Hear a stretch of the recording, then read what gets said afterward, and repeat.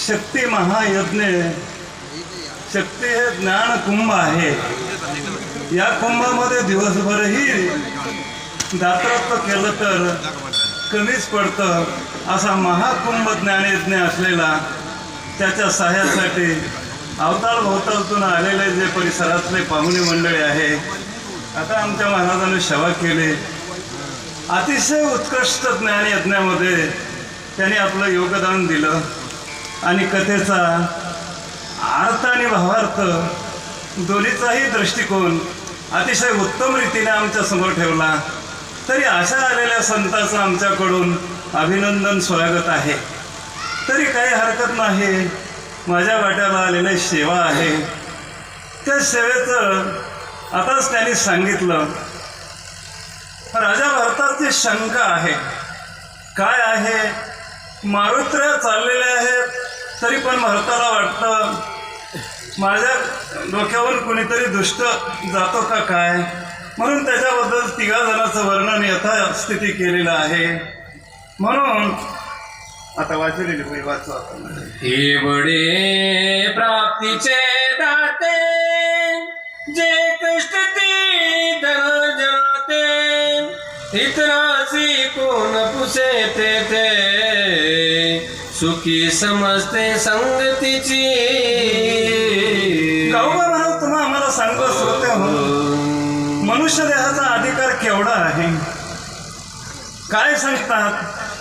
मनुष्य पण तरी साधे नारायण, नाही तरीही न पशुनी. आताच 3 लोक जे आचरण करतात, देव होण्याची ताकद त्यांच्यामध्ये आहे. एवढ्या प्राप्तीचे दाते, एवढं उच्च पद कमविणारे लोक पण खाली नरकाच्या जाग्याला जातात. आता ह्याला कुणं सांगावं आणि कसं सांगावं?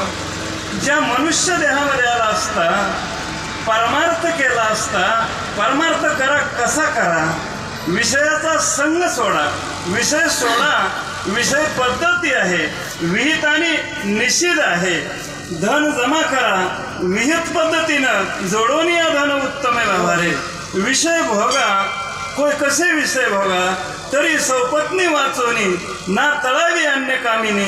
अन्य स्त्रिया सनिधवानी आश्रय धनी न द्यावा. मग त्याच न्यायाप्रमाण सौपत्नी भोगा, त्याच्यात तुम्हाला पुण्य आहे. उत्तम व्यवहारानं धन कमवा, त्याच्यामध्ये तुम्हाला पुण्य आहे.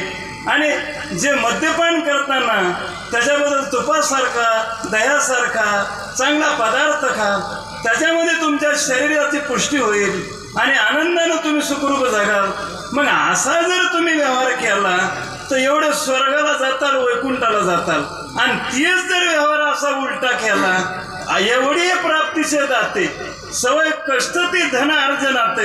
अर्जन म्हणजे जमा करण्यासाठी एवढं उत्तम शरीर सहज करतात आणि इतर आते कोण पुसे संगे दुःखी समजते संगतीची.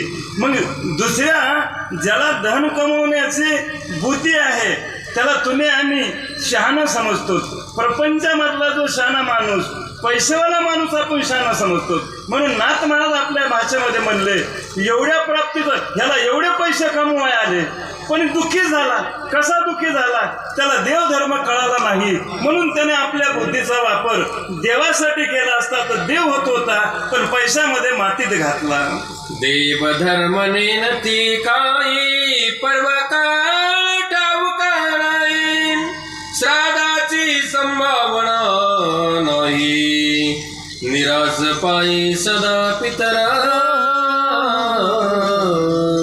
जो पैसा चुंबक माणूस आहे, जे पैशाला महत्व देणार आहे, पैसा खर्चीनं म्हणलं की मरण आला असं त्याला वाटतं, पैसा मोडायचा म्हणलं की मरण आला असं वाटतंय. मग पैसा जमा करायचं कळतंय, देहाला किती बी बेजारी झाली तर जमतंय, इथून गंगाखेडापर्यंत पायानं गेलं तर जमतंय, पण 10-5 रुपये खर्चायचे म्हणलं की मरण आलं वाटतंय. मग असं जर ते लोक करतात तर कुठली पट्टीची पावती फाडतील का? कुठं 2 माणसं जेव घालावं म्हणतील का? कुण्या 2 माणसाला कुठं काय आपण नाश्ता द्यावं म्हणतील का? मग त्याला देवधर्म कळत नाही. मग आलेला भिक्षुक, एखादा भुकेला भिक्षुक आला, त्यांना जर म्हणलं मी भूक लागून आलो, तुम्ही आमची व्यवस्था करता का? तर त्याला म्हणते आमच्या घरी नाही, त्याच्यात